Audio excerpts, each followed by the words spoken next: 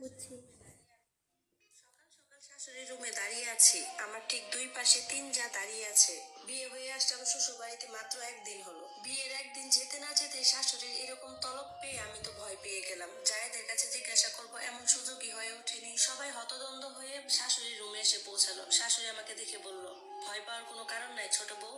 বাড়ির উত্তর পাশে দুইটা কদবেল আর জাম্বুরা গাছ আছে, ওইটার মাঝখানে তুমি একটা নারকেল গাছ লাগাবা। এই দায়িত্বটা তোমার। আর শুধু গাছ লাগালেই হবে না, সেটা যত্ন তোমাকেই নিতে হবে।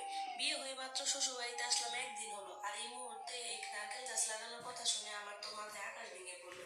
কি বলে এসে মনে মনে রাগ হলো, আর ভাবলাম এ কোথায় এসে পড়লাম আমি। আমি চুপচাপ দাঁড়িয়ে থাকা দেখে শাশুড়ি একটু কঠিন হয়ে বললো, আমার কথা কি বুঝো নাই বউ? আমি তখন বললাম বুঝছি। সে বলতেছে, আচ্ছা বুঝলেই ভালো, বড় বউ তোমার বাড়ির সব কাজকর্ম দেখায় দিব। এই বাড়ির বউ হয়ে আইসো, ভালো মতো কাজকর্ম করতে হইব। ঠিক আছে আম্মা। এরপর আমার শাশুড়ি একটু রাগে চোখে মেজো জায়ের দিকে তাকালো। তখন মেজো জা আমতা আমতা করে বলল, আম্মা দোষটা আমারই, আমাকে ক্ষমা করে দেয়। এমন ঘটনা আর কখনোই হবে না। এই কথা বলতে বলতে মেজো ভাবি ফুপিয়ে ফুপিয়ে কান্না করে উঠলো।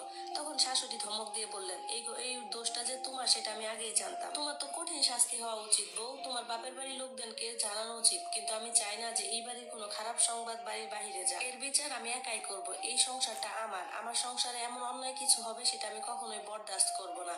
কথা শেষ করে শাশুড়ি মা দেখি বিড়বিড় করে কিছু একটা বললেন। আমি তখনও মাথা নিচু করে দাঁড়িয়ে আছি। এরপর উনি বললেন যে তোমরা সবাই চলে যাও। তার রুম থেকে চলে আসার পর থেকে সবকিছু আমার মাথায় কেমন যেন গোলমাল পেকে যাচ্ছিল। মেজো ভাবির কান্না দেখে তো খুব খারাপ লাগছে, যদিও আমি বুঝতে পারছি না যে বিষয়টা আসলে কি।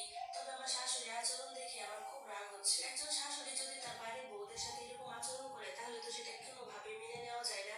আমিও খানবাড়ির মেয়ে, আমার সাথে এরকম খবরদারি আমি একদম বরদাস্ত করবো না। মনে মনে চিন্তা করলাম যে এই গাছটা আমি লাগাবো না, আর ইচ্ছা করে লাগাবো না। দেখি আমার শাশুড়ি আমাকে কি বলে।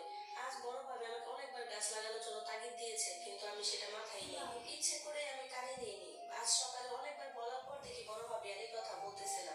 ভালোই হলো, আমার শাশুড়ি বুঝুক যে আমার উপর খবরদারি একদম চলবে না। আমার শ্বশুরের একান্নবর্তী পরিবার, তারা চার ভাই বাজারে একটা আড়তে বসে।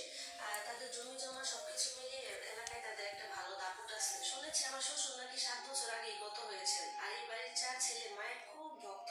মা যা বলেন তারা সেটাই করে। তাদের চার ভাইয়ের কথা হলো, মা যতদিন বেঁচে আছে আমরা চারজন একসাথেই থাকবো। এটা নিয়ে আলাদা হওয়ার কোনো সুযোগ নেই।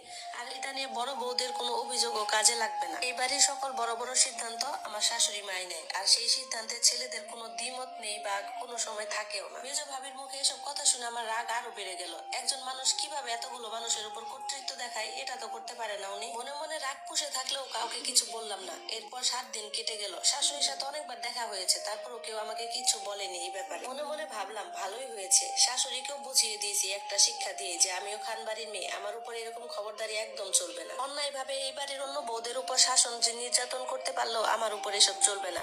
খুব অল্প সময়ের মধ্যে এই বাড়ির বড় ভাবি যে, উনি আমার খুব প্রিয় মানুষ হয়ে উঠলেন। হ্যাঁ, হ্যাঁ, কে গিয়েছে?